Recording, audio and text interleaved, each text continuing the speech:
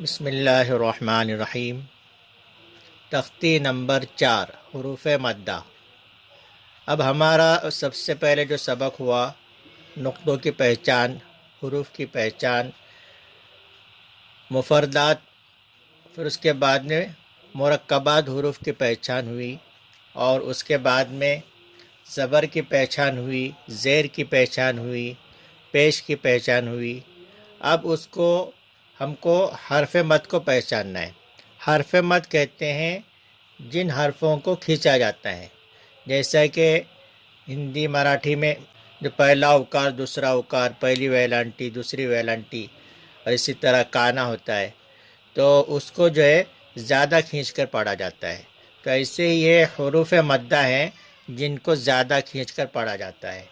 اور اس میں یہ جو واو الف یا یہ کسی خاص جگہ پر آنے سے اس کو زیادہ کھینچ کر پڑھا جاتا ہے، تو اسی کو کہتے ہیں حروف مدہ۔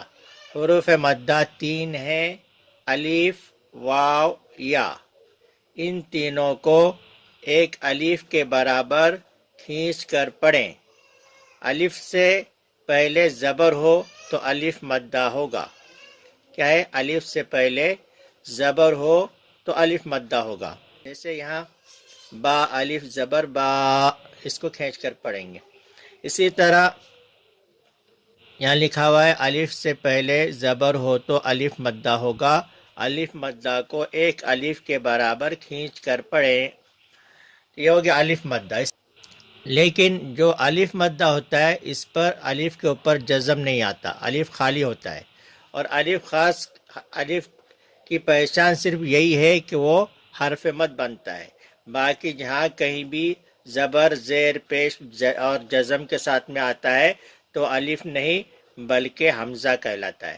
حروف مدہ 3 ہیں، الف، واو، یا۔ ان تینوں کو ایک الف کے برابر کھینچ کر پڑھیں۔ الف سے پہلے زبر ہو تو الف مدہ ہوگا، الف مدہ کو ایک الف کے برابر کھینچ کر پڑھیں۔ یہ الف مدہ کا سبق ہے۔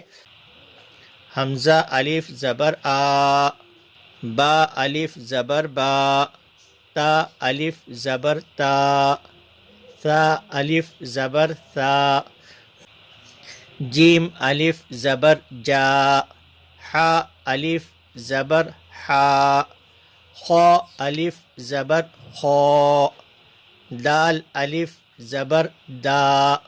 دیکھیے سبق میں ہم کو اس بات کی مشق کرنا ہے کہ حرف مد کو کھینچ کر پڑھا جاتا ہے۔